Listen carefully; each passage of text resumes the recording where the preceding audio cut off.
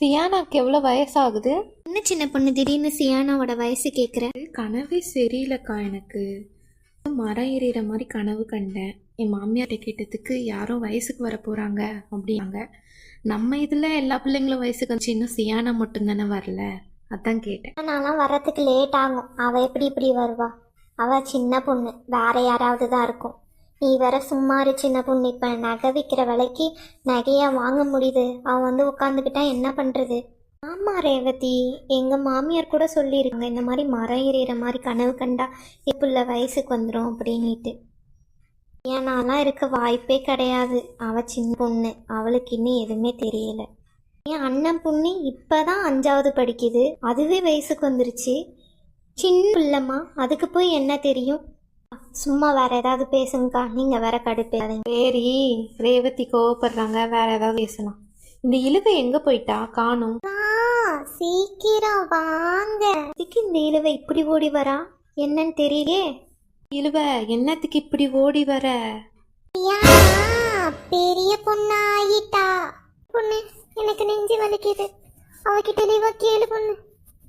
இழுவை என்ன தெளிவா சொல்லு. சியானா பெரிய பொண்ணாயிட்டா, அதாவது வயசுக்கு வந்துட்டா. ஐயோ, நான் என்ன பண்ணுவேன்? அவ இடிய வயசுக்கு வரணும். நகையெல்லாம் அடகு கடையில இருக்கு, கடன் வர தலைக்கு மேல இருக்கு. நான் எப்படி ஃபங்க்ஷன் பண்ணுவேன்? ஐயோ, என்னத்த பண்ணுவேன் எனக்கு தெரியலையே. அக்கா, எதுக்கு ஃபீல் பண்றீங்க? இதெல்லாம் அப்பப்ப நடக்குதுதான், நாங்க பாத்துக்கிறோம். நீங்க எதுக்கும் ஃபீல் பண்ண. என்கிட்டயும் கொஞ்சம் நகையெல்லாம் இருக்குமா, அதை போட்டு நான் பண்ணிக்கலாம். நீ எதுவும் ஃபீல் பண்ணாத. அக்கா, எனக்கு கையும் ஓடலை காலும் ஓடலை. எனக்கு என்ன பண்ணுறதுனே தெரியல. இப்போ தான் வீடு கட்டுறதுக்கு அங்கங்கே கடன் வாங்கி இது பண்ண. நீங்களே சொல்லுங்கக்கா, என்னக்கா பண்ணுறது? எனக்கு என்ன பண்ணுறதுனே தெரியலையே. ஆக வேண்டிய காரியெல்லாம் பார்க்கலாம் வாமா. இதுக்கு ஃபீல் பண்ணிட்டு இருக்க? நாம் எல்லாரும் போட்டு நல்லபடியாக செய்யலாம் வா. இதுக்கெல்லாம் யாரையும் பேசக்கூடாது, அல்லாத. இதெல்லாம் ஹாப்பியான மூமெண்ட். பாவாடை தாவணியாவது பட்டு பாவாடை ட்ரெஸ் இல்லாமா, எடுத்துட்டு வந்து வெயி. சரி, எடுத்துட்டு வந்து வெய்மா. துண்டு எடுத்துட்டு வளுக்கு. சரிக்கா, போய் எடுத்துட்டு வந்துடுறேன். ஏமா ரேவதி, உங்க அண்ணாக்கு கால் பண்ணிட்டியா? உங்க அண்ணனை சீக்கிரமா வர சொல்லு, அவரை தான் குச்சி கட்டணும். ஆங்க்கா, வர சொல்லிட்டேன், வரேன்னு சொன்னாங்க. ஏதோ பூ பழம்லாம் வாங்கணும்னுட்டு வரேன்னு சொல்லிட்டு இருக்காங்கக்கா. வந்துருவான் இன்னும் கொஞ்ச நேரத்தில். அண்ணன் வரத்துக்கு இவ்வளோ நேரமா? நான் இப்போ ஃபோன் பண்ணி சொன்னேன். வர வழியில டிராஃபிக்கா இருந்துச்சுமா, அப்புறம் இதெல்லாம் வாங்கிட்டு வரணும்னு அம்மா சொன்னிருந்தாங்க. அதை வாங்கிட்டு வர லேட் ஆயிடுச்சு. அதான் குச்சி கட்டியாச்சுல்ல, இரு பாப்பா உட்கார வச்சு.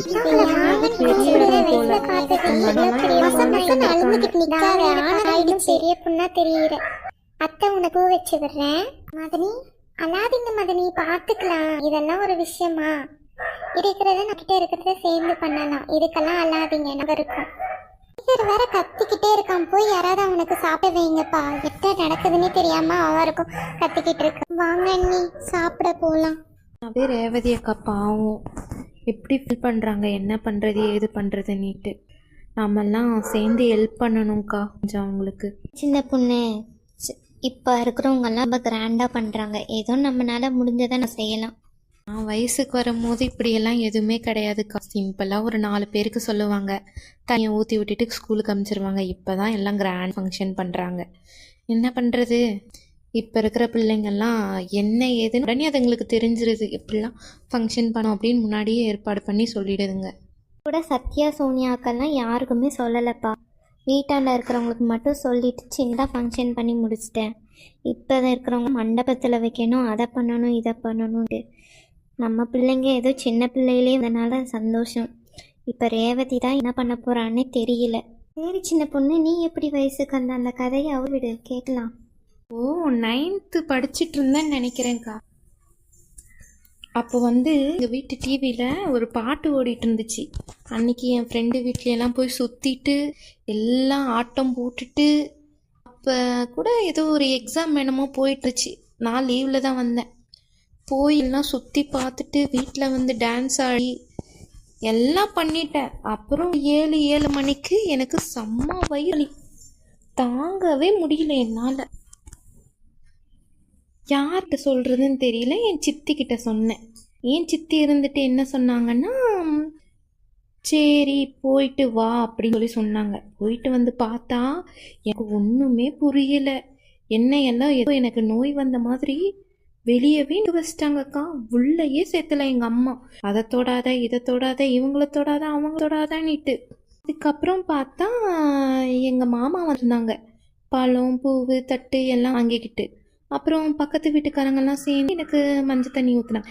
எனக்கு ஒன்றுமே புரியல. நான் என்ன நினச்சிக்கிட்டேன், நம்மளுக்கு ஏதோ ஒரு நோய் தான் வந்துருச்சு போல, அதனால தான் நம்ம ஹாஸ்டலில் எடுத்துகிட்டு போய் விடுறதுக்கு எல்லாம் இப்படி பண்ணுறாங்க அப்படின்னு நினைட்டு இருந்தேன். அந்த 11 நாள் வரையும் எனக்கு எதுவுமே தெரியலக்கா. அதுக்கப்புறம் 11வது நாளில் தான் தெரிஞ்சது. எங்கள் அக்கா சொல்கிறா, இது தாண்டி நம்ம வயசு வராது அப்படின்ட்டு.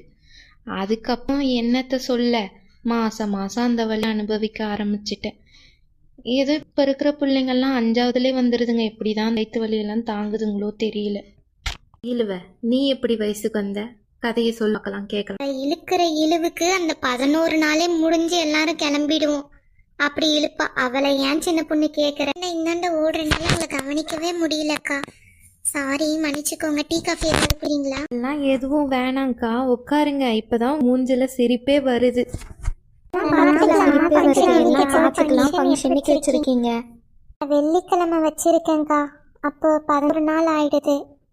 அதனால அண்ணன் தான் பார்க்க சொன்னேன். அண்ணன் தான் பார்த்து சொன்னான் 11 நாளில் வச்சுக்கலாம் அப்படின்னு சொல்லிட்டு.